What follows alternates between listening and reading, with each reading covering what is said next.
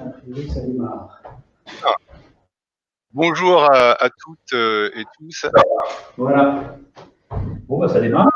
C'est un réel plaisir de vous accueillir pour ce live organisé par Diapason Gestion, votre nouvelle plateforme collaborative inter-entreprise regroupant déjà plus d'une trentaine d'organisations. Cette plateforme est accessible et réservée aux professionnels en entreprise souhaitant échanger librement entre elles. Pour cette phase de lancement, nous avons privilégié un format public sous forme de live sur un sujet de vigilance très fort qui est la cybersécurité en entreprise. Pour ce lancement, j'ai le plaisir d'accueillir deux dirigeants. Philippe Leplanex, président du groupe industriel Bartolac, un des leaders dans la fabrication des systèmes de peinture et revêtements spéciaux dédiés à l'industrie, ainsi que Thomas Germain, directeur des systèmes d'information de SPI Batignolles, acteur majeur du bâtiment, des infrastructures et des services. Deux groupes engagés en France, mais également sur les marchés internationaux. Je vous remercie tous les deux très chaleureusement d'avoir répondu à mon invitation. Les formules de politesse s'arrêtent là. J'ai des questions très précises à vous poser et j'attends évidemment des réponses sincères et claires. Alors peut-être une première question à tous les deux. Compte tenu de vos business très industriels, très ancrés dans la matière, que signifie pour vous réellement le télétravail? Est-il facile à opérer? Dans le BTP, on a la partie du télétravail est forte, mais on a une énorme majorité de nos travailleurs qui produisent sur le terrain et ça ne se prête pas au télétravail. Donc c'est un petit peu antinomique par rapport à nos chantiers. Alors mécaniquement, sur 7500 personnes, oui, on a de nombreux télétravailleurs, mais finalement, c'est une faible proportion de l'entreprise qui est en télétravail, même si ça représente environ 1500 à 2000 télétravailleurs sur un groupe de 7500 personnes. Donc, notre idée, c'est que le télétravail aide le terrain par les fonctions support qui se prêtent à ce mode de fonctionnement. Voilà ce que je peux répondre par rapport à nos business très industriels. Bon, c'est déjà la problématique, donc, et évidemment du Covid-19 et du télétravail, c'est une problématique combinée, puisque, on ne peut pas évidemment passer l'ensemble des activités étant fabricant de peinture industrielle, de produits spécialités, donc nos produits étant des produits relativement spécifiques et uniques par nos clients. On est obligé, en dépit du Covid-19, de maintenir un niveau d'activité pour ne pas interrompre ceux de nos clients qui continuent à travailler. Et en même temps, il faut qu'on assure cette continuité en ayant la problématique d'un travail industriel qui ne se dématérialise pas totalement et la problématique du Covid-19 qui nous impose quand même le niveau de confinement qu'on connaît. Donc évidemment, il faut continuer ces deux aspects-là et le télétravail, enfin, en tout cas les moyens dématérialisés et la téléintervention, si on veut la généraliser comme ça, c'est une réponse effectivement tout à fait indispensable. Ok. Oui, je pense que la connexion cette fois-ci est bonne, Philippe. Merci. Alors, je poursuis une autre question, Philippe. On imagine bien que dans cette période bien difficile, il faut savoir prendre les bonnes décisions au bon moment, dans un contexte complètement inédit. Philippe, parvenez-vous à toujours rester zen dans ce contexte-là? Alors, non seulement je parviens à rester zen, mais je dirais que c'est pas une obligation de rester zen. C'est presque une obligation de rester zen dans la mesure où on ne peut pas répondre convenablement aux défis qui nous sont posés, et Dieu sait qu'ils sont importants et difficilement prévisibles quelquefois, mais on ne peut pas y répondre si on ne reste pas un minimum zen. Bon.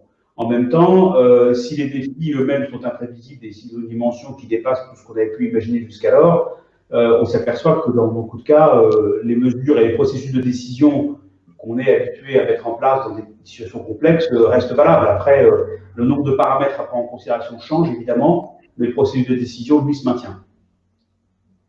D'accord. Et vous, Thomas? Écoutez, c'est la même chose. Avant tout, il faut cultiver la sérénité et dans cette sérénité, travailler avec toutes les équipes, vos métiers, vos utilisateurs, en mode un peu plus solidaire et discipliné.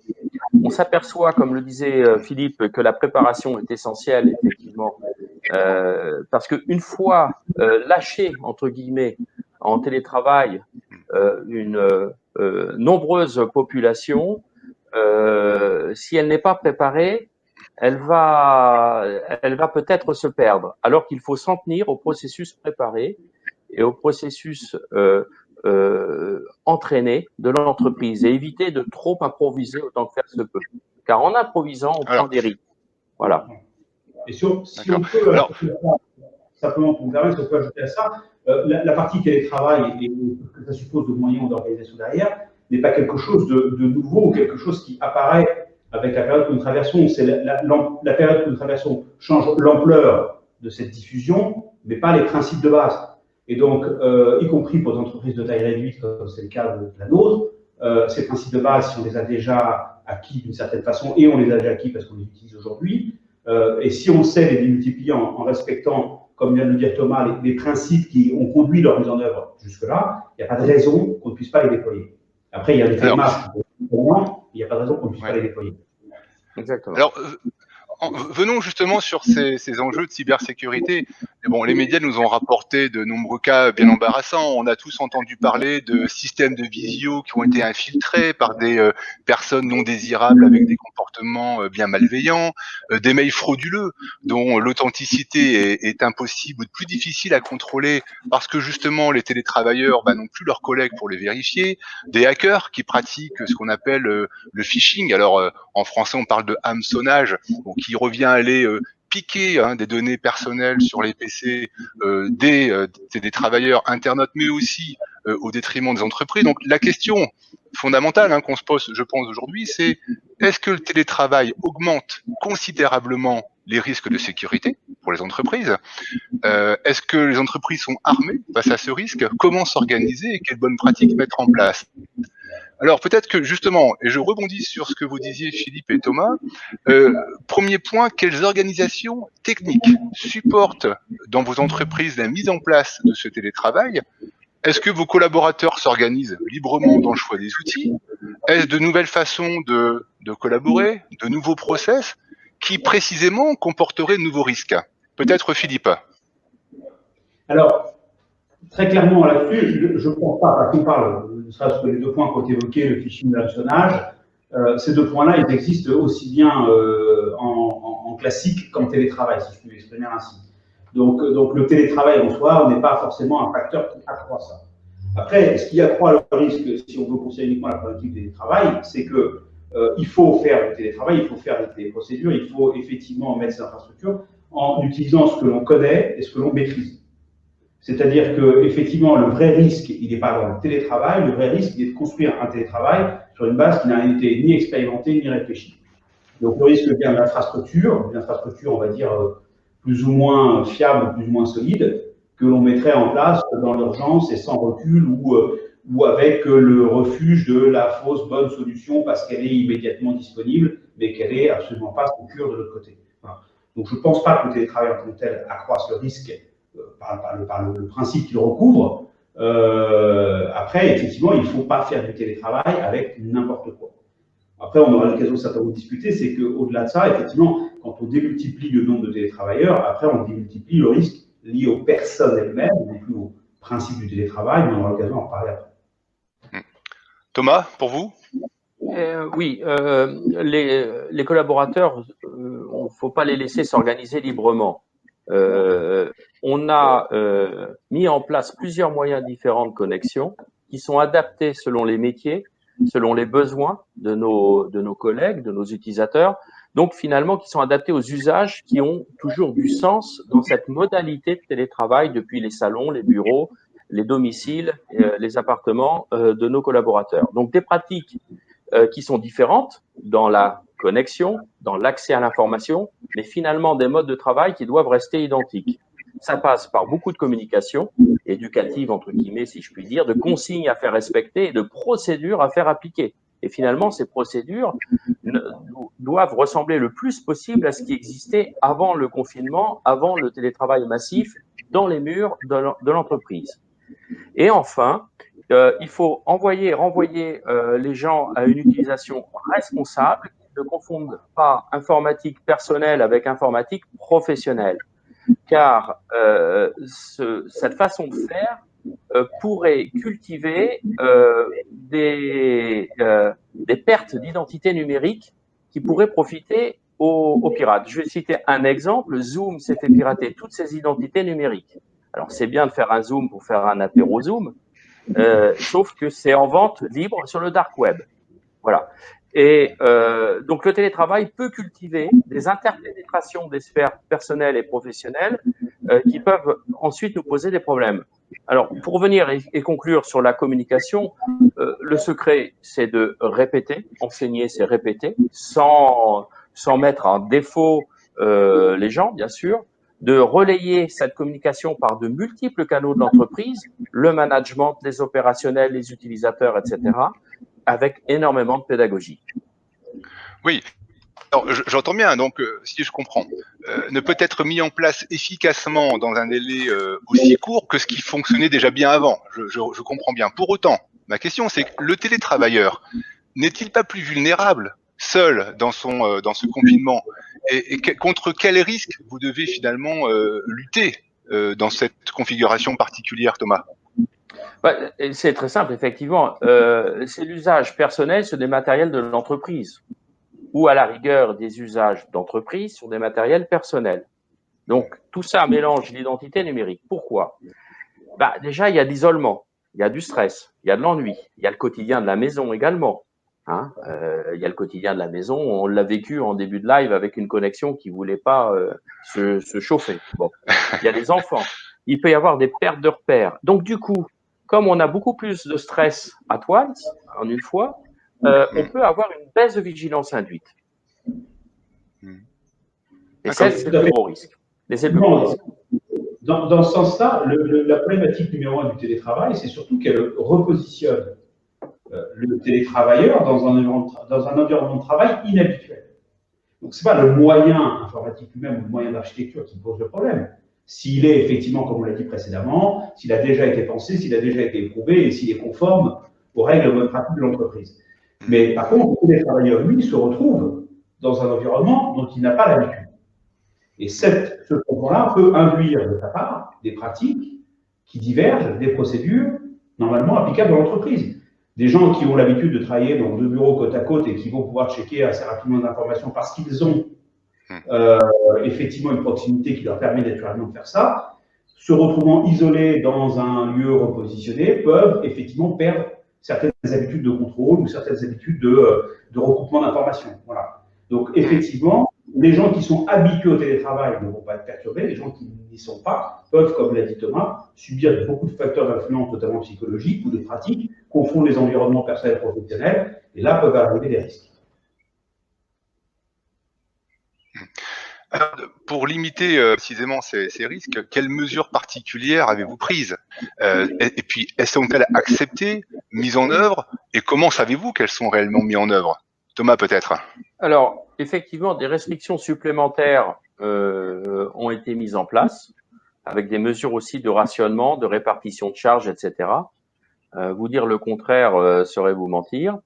Des rappels répétitifs, en passant par le management, toujours rappeler. Eh bien, finalement, et ça c'est ce que disait un politique récemment, cette crise va révéler aussi le meilleur de l'humanité.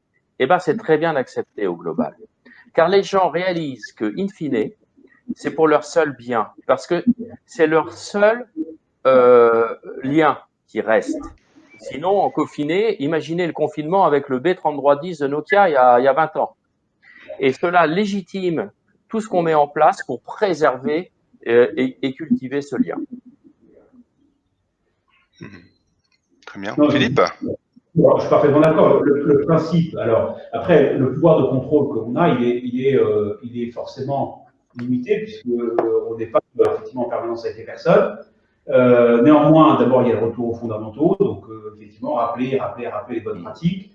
Refaire effectivement des rappels à la vigilance. Je reviens un instant sur l'optionnage et le phishing. Dans un niveau de stress provoqué par la situation actuelle, on peut avoir des gens qui sont moins vigilants à certains mails plus douteux qu'ils vont recevoir, ou des gens qui vont avoir tendance à confondre sur leurs ordi, leur boîte perso, leur boîte pro, effectivement en ayant une pratique moins vigilante. Mais après, c'est surtout un rappel de bonne pratique, c'est surtout de la sensibilisation. La prévention est là pour essayer de limiter le risque, même s'il n'y a pas de risque, de protection du risque absolu. Alors, je n'ai pas répondu à une partie de la question. Comment on le sait si c'est bien accepté et respecté?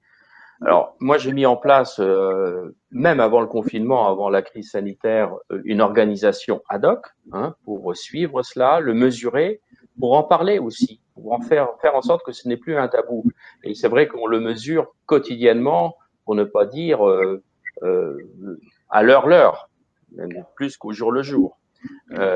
Et donc c'est plutôt rassurant parce que n'oublions pas, et c'est ce qu'on a mis un petit peu dans l'accompagnement de ce live, c'est que la pression des pirates, la pression virale informatique a augmenté d'un facteur 10 depuis la crise du Covid. Donc c'est pas négligeable, c'est pas neutre. Après, selon le vieillage, le malheur des uns fait le bonheur des autres. Nous, effectivement, dans notre dimension, on est un peu moins ciblé que d'autres entreprises, mais les aventures de certains de nos clients, certains de nos gros clients, et l'un en particulier il y a 2 jours, sont là pour nous rappeler qu'on est tous potentiellement vulnérables. Et voilà, on a un client, intéressons-nous bien évidemment, mais qui s'est fait hacker pendant cette période-là. Voilà, et qui est là pour nous rappeler que les risques existent. Et c'est aussi ce type de phénomène, quand on y est confronté dans la relation commerciale, qui nous rappelle qu'on n'est pas forcément exempt. Très bien, très bien. Alors, nous avons, et peut-être pour clôturer ce live, nous avons un certain nombre de questions qui nous ont été remontées par les participants dans le petit lien qui est en dessous du live sur YouTube. Alors, il y a une question qui me paraît particulièrement intéressante, alors je vous laisse l'un ou l'autre y répondre, qui est: quels enseignements ou acquis, finalement, allez-vous retenir dans vos entreprises de cette période de confinement en termes de pratique et de fonctionnement? Philippe, Thomas? La première chose qu'on va retenir, c'est qu'on est beaucoup plus flexible qu'on l'imagine. Voilà. C'est que, passé le premier effet, on va dire, déstabilisant du confinement, on se demande comment on va faire pour travailler en étant tous plus ou moins pas enfermés dans un coin, mais en tout cas relativement détachés les uns des autres. Une fois qu'on a passé ça, on s'aperçoit qu'on est beaucoup plus flexible qu'on nous a dit, et que cette flexibilité, si elle est une contrainte, on parlait des moyens d'infrastructure, des bonnes pratiques, blablabla, elle est aussi une capacité de réactivité dans des situations contraignantes. Donc, c'est-à-dire que c'est aussi un avantage. Donc, c'est-à-dire qu'on peut aussi la cultiver dans l'avenir pour être plus efficace, perdre moins de temps dans certains cas, gérer des formes d'activité plus complexes, y compris quand on a une taille d'entreprise plus réduite. On est capable d'être agile, de gérer des situations complexes. On a été capable nous-mêmes de monitorer de nuit des fabrications à 12 000 km de là, avec un partenaire uniquement par les moyens dont on vient de parler. D'accord. Un autre enseignement également, et qui va dans le prolongement de cette flexibilité, c'est que on a réalisé que très vite, on s'est adapté à ce nouveau contexte. Et finalement, notre métier, c'est à tous, y compris nos compagnons, nos ouvriers, c'est de transformer les contraintes en opportunités. Et le fait d'arriver dans ce schéma de travail nous a fait réaliser que le télétravail bien utilisé était utile, était pratique, était commode. Et donc, ça nous permet de pousser des usages numériques. Et on en profite pour se dire: ah bah mince, si on s'était préparé encore mieux, on n'était pas impréparé, mais si on s'était préparé encore mieux, ça aurait été encore plus facile. Et ça, c'est l'enseignement pour le futur. Et je pense que c'est un acquis par rapport aux futures crises, si malheureusement il y en avait. On le souhaite pas, bien sûr. Ok. Très bien, très bien. Philippe, un mot à rajouter ou on en reste là à ce stade? Non, je pense que voilà, une entreprise, le digital permet aussi à l'entreprise d'exister de façon plus large et plus complexe qu'elle ne l'imaginait au départ. Très bien. Ok. Bien écoutez, nous arrivons au terme de ce premier live de Diapason Gestion. Un grand merci à toutes et tous, en particulier à nos deux intervenants du jour, Philippe Planex et Thomas Germain. toutes nos excuses pour le petit cafouillage du démarrage, mais c'est l'inconvénient du live, et en plus dans des configurations que vous comprenez, puisque nous sommes tous chacun dans nos entreprises ou dans nos habitations à tenter le mieux possible de nous connecter.